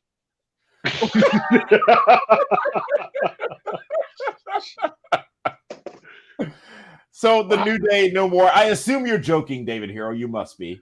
No, I'm serious. How does Lars Sullivan come back? How does Lars Sullivan get in trouble for propositioning a woman on Twitter? Who gives a fuck about Lars Sullivan? I'll tell you what. One person. They brought him up so he could bring one of the most important people. Nobody else. Dave? I was just shocked that when I'm watching SmackDown and I see him come down the ramp, I am dumbfounded. I'm like, is the Velvet Dream coming next? I couldn't believe it. Oh gosh, this is why I tell you all we're going 90 minutes and no longer, because in the last 8 minutes you two have made me cringe a little bit. What did I say? Actually, Shane, you've been good for once. You've been good. Don't lump me in with Dave. It's always Dave is the heel. He's the one that gets banned, not me. I appreciate your professionalism. I do want to ask though, what are you doing? I'm ready to fucking punch myself right in the dick is what I'm ready to do. Luckily, I got Manscaped and it'll be, it's all clean. It'll be a clean area, but fuck. So if there were a debate tonight, ladies and gentlemen, as there was to be, this would be something big. But I do, actually, I'm not going to ask the question again. No, I'm a broadcast journalist. I'm going to ask the question again. The New Day no more. They broke up. They're split on different brands. Big E may get an opportunity to stand out, to shine. What do you think? Who will be that standout superstar from New Day after being separated in the draft? Shane? We've been waiting for Big E. This part I get. I don't think you had to split up New Day to elevate Big E, but also I get it. Let's try that. Big E is a star. Big E would tell you, I went to him. There was a specific moment. I can't tell you what show. I went to Big E and I said, what I saw tonight was I saw the guy. You can be the guy. And we had that moment. That's a true story. Big E could be the guy. Did you have to split up New Day to do that? I don't know. And they can still come back together at some point. Nothing, is permanent in this business. But Big E, I think, is on the bigger and better things. And if they do the right story, and Bruce Pritchard is entirely capable of this. He's done it before. Vince has done it before. Paul Heyman, I'm sure he's involved in some way, shape, or form, still is involved. Big E and Roman Reigns, if done correctly, could be the best story of 2021. Really? Motherfucker, I just said it. Without a doubt. That baby face. Doing that if you got that tribal chief, Roman Reigns, if he keeps running with that, pushing that heel gimmick, pushing it to the extreme, which he can. And if you got The Rock, okay, we're going to go with Roman and The Rock. Okay, if we can get that. But if you can't, the biggest baby face on SmackDown right now for me is Big E. I just think that's a lovable guy. He's a marketable guy. Anybody can get behind that. Paul Heyman with Roman Reigns, that's your heel. That could be the story of 2021. Well, especially if you look at how the draft was done, all of the established babyface top guys are now on Raw.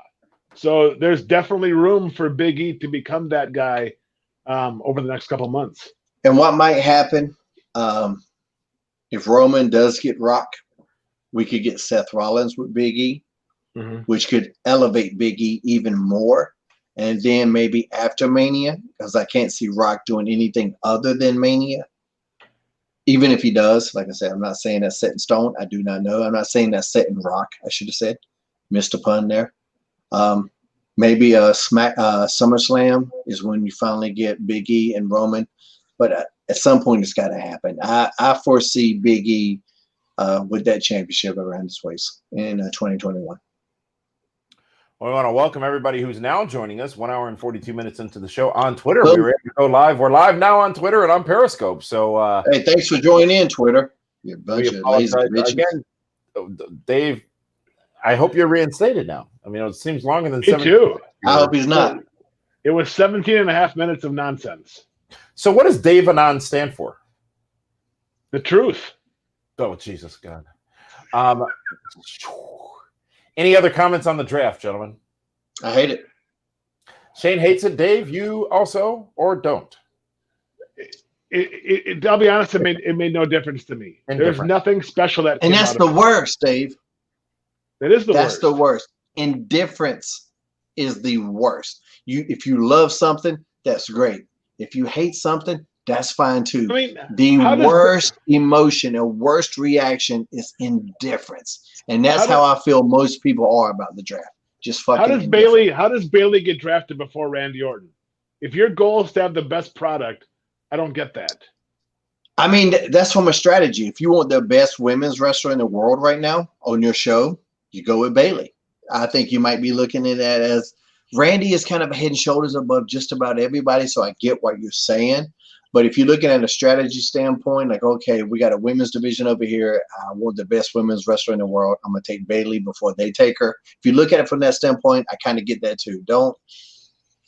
Okay. You probably, as a traditionalist, without a doubt, you like men wrestling more than women, right or wrong. So you're going to think that. And I understand that. I'm not saying that's right or wrong.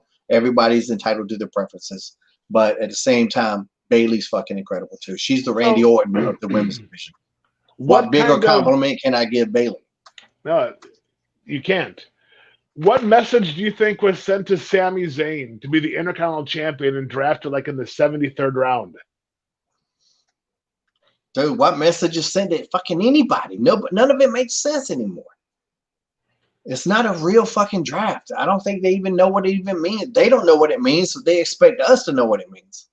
They didn't I don't know. The silly thing with the network representatives. No champion should be drafted. Champions should not be drafted. That should be one of the perks of being a fucking champion, is that you're excluded from the draft.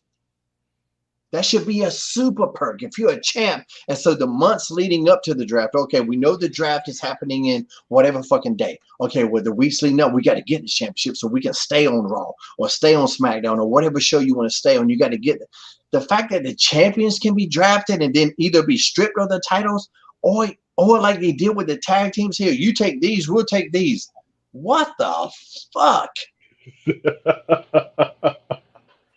That was the dumbest fucking thing. That just blew my mind. And it blew my mind that I see people even supporting it. Well, I think it was a good idea. Yeah, because you're stupid. That's why you think that. That's why you think that. Championships are won. I've never, ever liked handing. Like, so if a heel handed over a championship. What should they have done? Not drafted the fucking champions. No, right. I get that, but they did. So how do you get out of it then? Then you're not on the fucking show. You lose your championship. That's just what happens. And then they have the argument, I never lost that championship. Okay, fine. You lost that. That's a future story. But to just go, hey, let's trade titles. The fuck it. That title means, those titles mean dog shit now. Those titles means so much less now than they meant before. And before they didn't mean that much anyway. Shitting on the championship is one of the things that is just so detrimental to what we do. It is rotten storytelling. Hey, the goals that we're fighting for, hey, the Stanley Cup, it don't mean fuck all. That Super Bowl trophy, it don't mean fuck all. The NBA trophy, that you guys all just really fought so hard for, that don't mean fuck all. Nobody else does that but us. It's fucking dumb. So, speaking of storylines and storytelling, how shocked were you when Lana won the Battle Royal to now face Asuka for the championship? I was shocked. At that. But good for her. Good for her. Yeah. You know Lana, what? It's Lana like still puts in the work. Good for her. It's like when I saw that Nia Jax didn't get rid of Lana right away, I'm like, oh, she's gonna win. And then if there's going, oh, absolutely, there's no question, because Nia Jax has had her number for everything. Then when she put her to the table outside, I'm like, yep, she's going to be out there until the end, and then win it. It's going to be interesting to see what happens with her and Asuka Monday night on Raw for that women's championship. Dude, if Lana wins that, heat. That's heat. That's what we need. I love Asuka to death. Yep. If I tweeted this a couple weeks back, I know you saw it. If I was young and single, I would so get rejected by Asuka. That's how much I got to put myself over, but then get married. But that would be so much heat if Lana won. Well, gentlemen, I did not expect you guys to hate the draft as much as you do. I'm quite shocked, actually. But it is what it is. Good discussion tonight. I want to thank everybody for joining us on our socials and, of course, on Fight TV. I want to remind you to support the show by supporting our great partners, that being Manscaped and collarandelbowbrand.com. At Manscaped, use the code PWR 360. Right, Dave? Right, Shane? Manscaped is PWR. Collar and Elbow is PWR 360. Why can't they be the same? Why are they different? Why are we confusing the audience? Well, I do want to mention that going forward, as I've done this for quite a bit, I always had the same promo code because I used to fuck that up. Some people would do Hurricane. Some people would do Helms. It would fuck me up. So going forward, whatever sponsors we get, sometimes it's not our decision. But whatever we decide on, remember, I've been talking to you guys about the branding of the show anyway. Sometimes it's the Super Show. Sometimes it's Primetime with Hurricane Helms. I don't even know the fucking name of the show. I think it should be Dave and the Super Friends, but that's definitely what it should not be. That might be the worst idea that we've ever had on the show. I do want to thank everybody for joining us. I do want to remind all of you that regardless of your candidate, whoever you are planning to vote for, be responsible and simply vote. Go out and make your voice heard. and vote. You can do it now in most states. I think Wisconsin and North Kakalaki both have voting available now. I received my ballot today out here on the East Coast in Jersey, and I'm going to be mailing that in. I'm not going to tell you who I'm going to vote for, but I will be mailing that in. And I think all of us should endeavor to do the same. So be that as it may, thank you for joining us, and thank all. Whoa! Is the show over?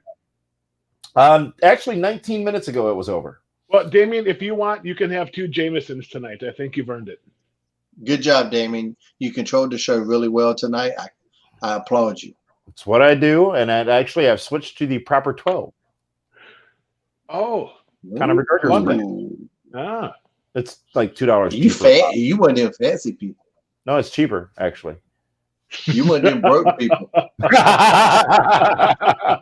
We are in a pandemic. So, Shane, thank you so much. Dave, thank you so much. Again, thank you, all of you, for watching. We are live every Thursday night on Fight TV. Be sure to check us out also during the broadcasts of OVW as we bring you PWR headlines during OVW. Oh, wait, hold on. Shane had a new podcast drop this week. Is that right, Shane? Tell us about it. I don't know. What new podcast? Highway to Helms?